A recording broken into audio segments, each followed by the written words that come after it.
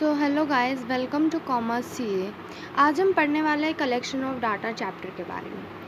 Collection of data के अंदर दो टॉपिक है। फर्स्ट है प्राइमरी सोर्सेज एंड सेकेंडरी है secondary sources of collection of data. Primary sources और सेकेंडरी सोर्सेज में मेन तो यही है उनका डिफरेंसेस। सबसे पहले प्राइमरी सोर्सेज होता क्या है? ये एक ऐसा डाटा होता है जो हम खुद कलेक्ट करते हैं। फॉर एग्ज़ाम्पल, आपने जो नेट है मतलब गूगल है, आप गूगल से क्या करते हैं? अगर मान लो आपको रिसोर्सेज के ऊपर कुछ भी देखना है तो आप गूगल पे जाओगे, खोलोगे, मिल जाएगा। That is secondary data. But उस डाटा को किसी ने कलेक्ट किया होगा, टाइम लगा होगा, एफर्ट्स लगे होंगे, मनी टाइम सब कुछ लगा होगा। That is primary source. और सेकेंडरी सोर्स मीन्स जो डाटा ऑलरेडी एग्जिस्टेंस में, बस हमने उसे कुछ स्पेसिफिक पर्पस के लिए यूज़ किया। अब कुछ डिफरेंसेस है। पेपर में डिफरेंस आएगा ही आएगा, इससे तो स्टार मार्क कर लो। 3 मार्क्स या 5 मार्क्स में तो आएगा ही आएगा।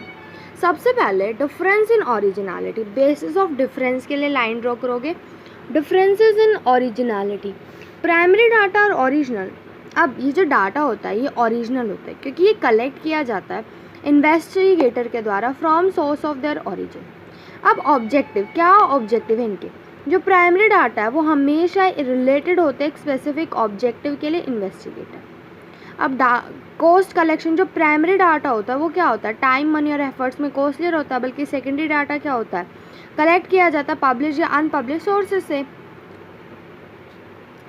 नेक्स्ट है हमारे पास how basic data is collected. इसके लिए मैंने एक माइंड मैप बनाया, मैं वो आपको दिखाती हूँ। ये है मोड्स ऑफ डाटा कलेक्शन का एक माइंड मैप, या फिर आप कह सकते हैं फ्लो चार्ट। सबसे पहले अगर हम बात करें पर्सनल इंटरव्यू की, तो पर्सनल इंटरव्यू कैसे होता है? सबसे पहले पर्सनल इंटरव्यू में भी 3 टाइप्स है। फर्स्ट है direct personal investigation, second indirect, third information from local sources correspondents. अब इन्फॉर्मेशन थ्रू क्वेश्चनेयर। क्वेश्चनेयर का मतलब होता है जब हम सर्विस करते हैं, लाइक हर 10 साल में चेक किया जाता है कितनी पॉपुलेशन है इंडिया की, तो हमारे घर आते हैं, हमारे फादर का ऑक्यूपेशन पूछते हैं। कभी आपने जवाब भी दिया होगा, कभी देखा भी होगा, ऐसा देखना। टेलीफोन इंटरव्यू, इन सब के बारे में अब हम और डिटेल में पढ़ेंगे। अब हम बात करेंगे direct personal investigation. Direct personal investigation ये ऐसा मेथड होता है जो डाटा वो पर्सनली कलेक्ट किया जाता है इन्वेस्टिगेटर के द्वारा फ्रॉम द रिस्पोंडेंट्स की जो रिस्पॉन्ड देते हैं। फॉर एग्जांपल, सपोज करो कि आप में से कोई है जो इन्वेस्टिगेटर कर रहा है और मैं रिस्पोंडेंट हूँ। आप मुझसे क्वेश्चन पूछ रहे हो कि आपका नाम, माता का नाम, पिता का नाम, ये सब, तो मैं रिस्पोंडेंट हूँ। आपका और मेरा डायरेक्ट वो होता है जब हमसे मिलने आता है, वो डायरेक्ट क्या है? इन्वेस्टिगेशन। अब सुटेबिलिटी, क्यों सुटेबल है ये डाटा? क्योंकि जो इन्वेस्टिगेशन है फील्ड उसकी लिमिटेड है, ज़्यादा बड़ी नहीं है। अब ओरिजिनली होगा, सीक्रेट है, सीक्रेसी रखी जाएगी, एक्यूरेट ही होगा डाटा। भाई हमें बिलीव करना होगा क्योंकि हमारा डायरेक्ट कॉन्टैक्ट हो रहा है उनके साथ, direct contact with the respondents. अब डायरेक्ट कॉन्टैक्ट ज़रूरी ही है। अब हम बात करते हैं मैरिट्स क्या होता है।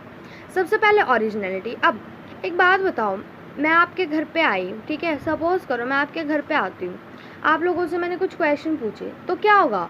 आप डाटा क्या दोगे? ओरिजिनल दोगे मुझे, क्योंकि भाई मेरे सामने आप दोगे, झूठ नहीं बोल सकते, एक्यूरेट भी होगा और ओरिजिनल। रिलायबल मीन्स ट्रस्टवर्दी, मुझे आप लोगों पे विश्वास करना ही पड़ेगा। रिलेटेड इन्फॉर्मेशन, अब मान लो मैं 10 क्वेश्चन होता है सर्वे में, माँ का नाम, पिता का नाम, फादर ऑक्यूपेशन, ये सब। मैं उस 10 क्वेश्चन से बाहर ये नहीं पूछ सकती कि आपकी मौसी के बच्चे क्या करते हैं, उनकी शादी कैसी। मैं आपसे ये नहीं पूछूंगी, सिर्फ जो सर्वे कर रही हूँ मैं उसके related information. Uniformity means equality होनी चाहिए डाटा में। जो क्वेश्चन मैंने आपसे पूछे वही सेम क्वेश्चन मैं अदर रिस्पॉन्डेंट से भी पूछूँ। जो इलास्टिसिटी है वो मैं आपको लास्ट में बताऊँगी क्योंकि आपको अभी समझ नहीं आएगा। अब डीमेरिट्स क्या है इसके? सबसे पहले डिफ़िकल्ट होता है इसका वाइड एरिया कवर करना।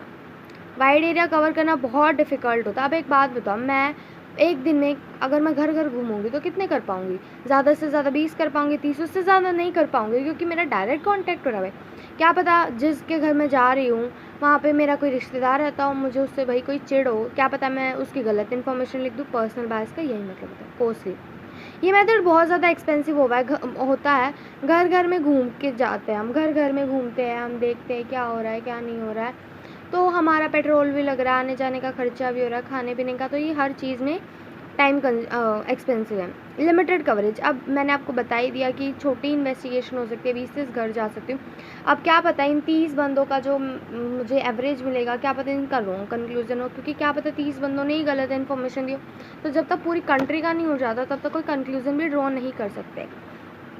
आज के लिए इतना ही काफ़ी है। कल हम करेंगे indirect oral investigation. Thank you so much for supporting me.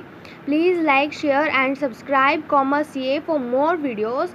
आप मुझे कमेंट सेक्शन में बता सकते हैं कि आपको किस चैप्टर की वीडियो चाहिए, अकाउंट्स के कौन से चैप्टर की, बिजनेस स्टडीज़ के, मैं वो हर चैप्टर की प्रोवाइड करूँगी। और आप ये मत सोचिए मैं वीडियो नहीं डालूँगी, मैं डेली डालूँगी। Thank you.